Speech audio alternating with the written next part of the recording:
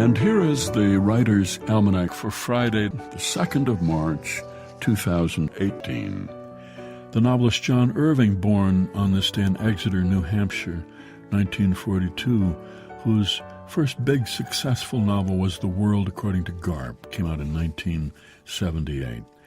It's the birthday of Theodore Geisel, Springfield, Massachusetts, 1904, who wrote under the name Dr. Seuss. His first book for children, 1937, and To Think That I Saw It on Mulberry Street. In 1955, an educator asked Dr. Seuss if he'd write a book to help children learn how to read, and gave him a list of 300 words that most first graders know, and he had to write the book using only those words. And that was the book that would become The Cat in the Hat. It uses only 220 different words. Later, Seuss's publisher bet him $50 that he couldn't write a book using only 50 different words, and Seuss won the bet with his book Green Eggs and Ham. It's the birthday of the journalist and novelist Tom Wolfe, born in Richmond, Virginia, 1931, author of The Electric Kool-Aid Acid Test, The Right Stuff, and many other books. He got a Ph.D. at Yale, but decided to go into newspaper reporting. And then during a newspaper strike in New York City, when he lost his job at the paper he worked for, he decided to pitch an idea to Esquire magazine for a story about the hot rod car culture around Southern California. He had a hard time trying to write the piece, finally just turned in his notes, and Esquire published the notes. And that was The Candy-Colored Tangerine Flake Streamlined Baby. Came out in 1965. Tom Wolfe wrote an essay a few years ago arguing that the newspaper industry would stand a much better chance of survival if editors encouraged reporters to provide the emotional reality of the news rather than just the facts. He said there are 4 technical devices needed to get to the emotional core of the story, devices that are used in fiction. And those devices are 1. Constructing scenes, 2. Dialogue, lots of it, 3. Carefully noting social status details, everything from dress and furniture to the infinite status clues of speech, how one talks to superiors or inferiors, and 4.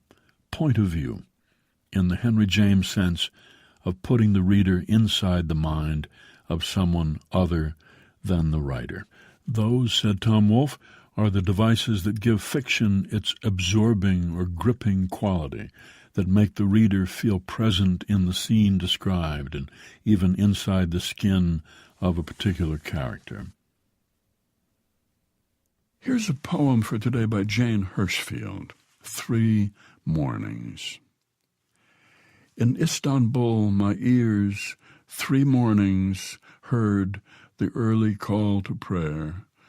At fuller light heard birds, then water birds and tree birds, birds of migration. Like 3 knowledges I heard them, incomprehension, sweetened distance, longing. When the body dies, where will they go, those migrant birds and prayer calls, as heat from sheets when taken from a dryer?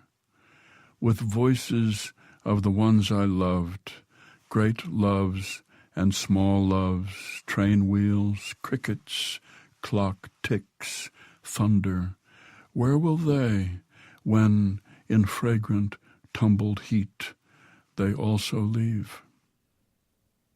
3 Mornings, a poem by Jane Hirschfield from The Beauty, published by Alfred A. Knopf, and used by permission here on the Writer's Almanac, supported by Progressive Insurance, working to make progress for more than 75 years.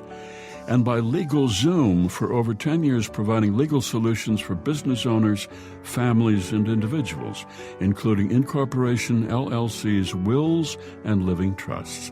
LegalZoom.com. Produced by Joy Biles, assisted by Kathy Roach. Be well, do good work, and keep in touch.